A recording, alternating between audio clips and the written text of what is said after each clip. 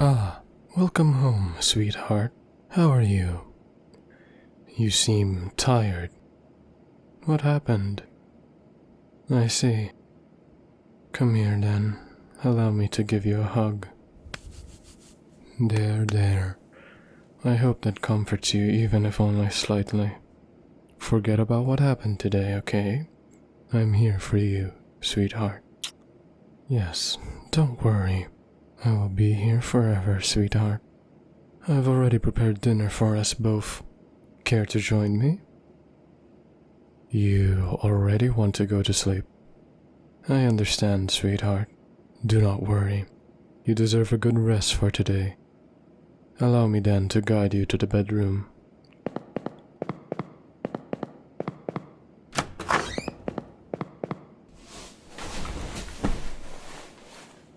Alright, let me tuck you into bed, sweetheart.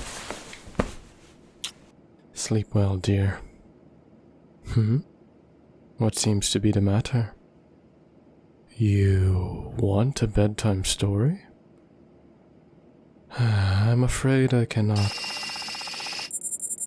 It is as the prescripts will. Very well. Give me a moment. I shall find an old story I had tucked into our shelves. Here we go. Let me sit beside you. Listen well, okay? This story is called The Coming of the Sea by Lord Dunsany. Once there was no sea, and the gods went walking over the green plains of earth. Upon an evening of the forgotten years, the gods were seated on the hills, and all the rivers of the world coiled at their feet asleep, when Slid, the new god, striding through the stars, came suddenly upon earth lying in a corner of space. And behind Slid there marched 1,000,000 waves, all following Slid and tramping up the twilight. And Slid touched earth in one of her great green valleys that divide the south, and here he encamped for the night, with all his waves about him. But to the gods, as they sat upon their hilltops, a new cry came crying over the green spaces that lay below the hills, and the gods said, "This is neither the cry of life, nor yet the whisper of death. What is this new cry that the gods have never commanded, yet which comes to the ears of the gods?" And the gods, together shouting, made the cry of the south, calling the south wind to them. And again the gods shouted all together, making the cry of the north, calling the north wind to them. And thus they gathered to them all their winds, and sent these 4 down into the low plains to find what thing it was that called with a new cry, and to drive it away from the gods.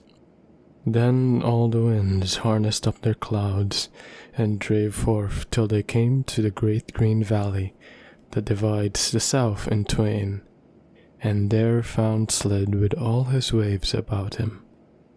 Then for a space Slid and the 4 winds struggled with one another till the strength of the winds was gone, and they limped back to the gods, their masters, and said, "We have met this new thing that has come upon the earth, and have striven against its armies, but could not drive them forth.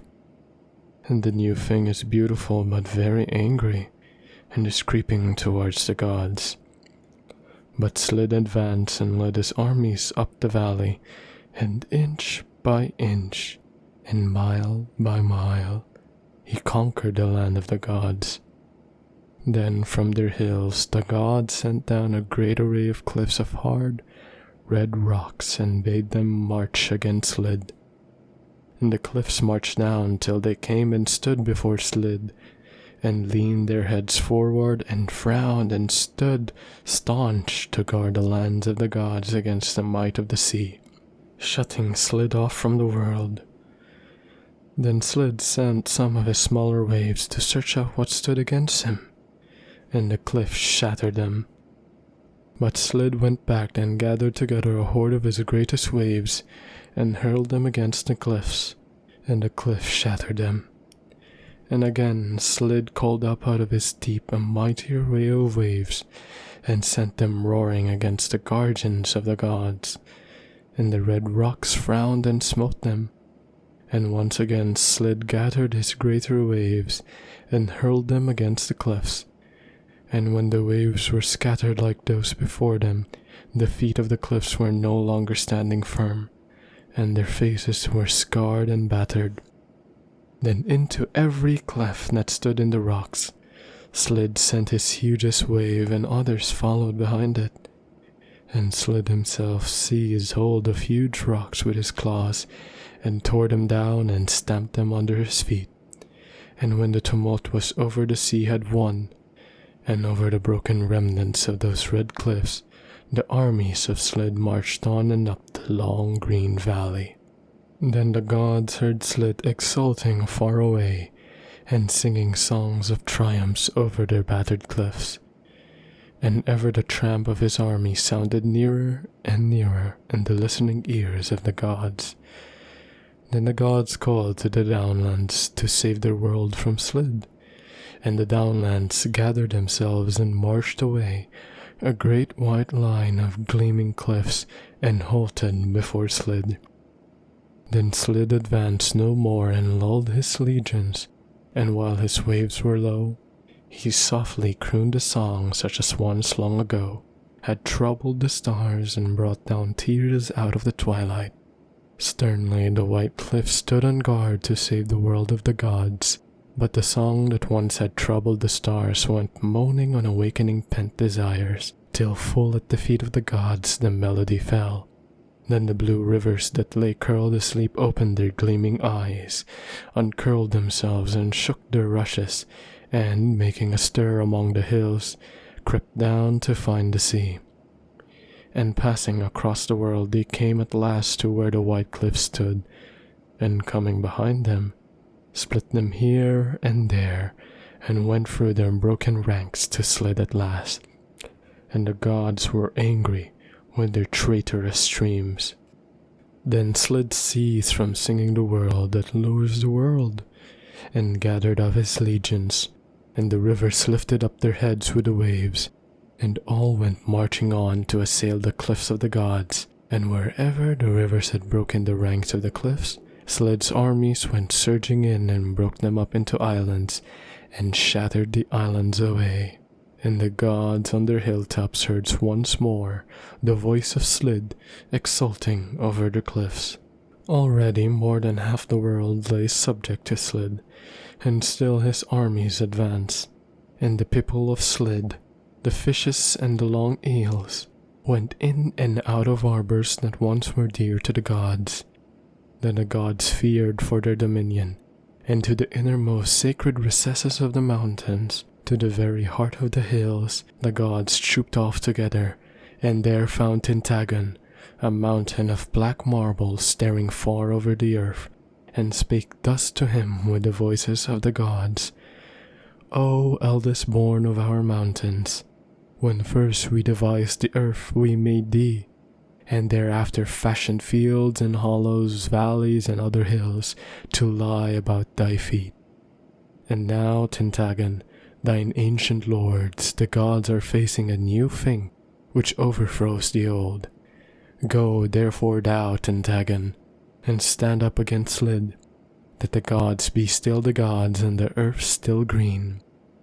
And hearing the voices of his sires, the elder gods, Tintagon strode down through the evening, leaving a wake of twilight broad behind him as he strode. And going across the green earth came down to Umbrady, at the valley's edge, and there met the foremost of Slid's fierce armies conquering the world. And against him Slid hurled the force of a whole bay, which lashed itself high over Tintagon's knees and streamed around his flanks, and then fell and was lost. Tintagon still stood firm for the honor and dominion of his lords, the elder gods. Then Slid went to Tintagon and said, Let us now make a truce. Stand thou back from Umbrady, and let me pass through thy ranks, that mine armies may now pass up the valley, which opens on the world, that the green earth that dreams around the feet of older gods shall know the new god slid. Then shall mine army strive with thee no more, and thou and I shall be the equal lords of the whole earth, and the whole world is singing the chant of slid. And thy head alone shall be lifted above my armies when rival hills are dead. And I will deck thee with all the robes of the sea, and all the plunder that I have taken in rare cities shall be piled before thy feet. Tintaggon, I have conquered all the stars, my song swells through all the space besides. I come victorious from Man and Kanagat on the furthest edge of the worlds, and thou and I are to be equal lords when old gods are gone, and the green earth knoweth slid. Behold me, gleaming azure and fair with 1,000 smiles, and swayed by 1,000 moods. And Tintaggon answered, I am staunch and black and have one mood, and this, to defend my masters and their green earth. Then Slid went backward, growling, and summoned together the waves of a whole sea, and sent them singing full in Tintaggon's face. Then from Tintaggon's marble front, the sea fell backwards, crying onto a broken shore, and ripple by ripple straggled back to Slid, saying, Tintaggon stands. And all the while that Slid sang his songs and played with the nautilus that sailed up and down, he gathered his oceans together. One morning as Slid sang of all the outrageous wars and of most enchanting peace and of dreamy islands and the south wind and the sun, he suddenly launched 5 oceans out of the deep, all to attack Tintaggon. And the 5 oceans sprang upon Tintaggon and passed above his head. One by one, the grip of the oceans loosened. One by one, they fell back into the deep, and Tintaggon still stood. And on that morning the might of all 5 oceans lay dead at Tintaggon's feet. That which Slid had conquered he still held, and there is... I'll keep the story up until there. I'll tell you the ending another time. Are you still awake? It seems you've already fallen asleep. Alright then. Sleep well, sweetheart. I love you.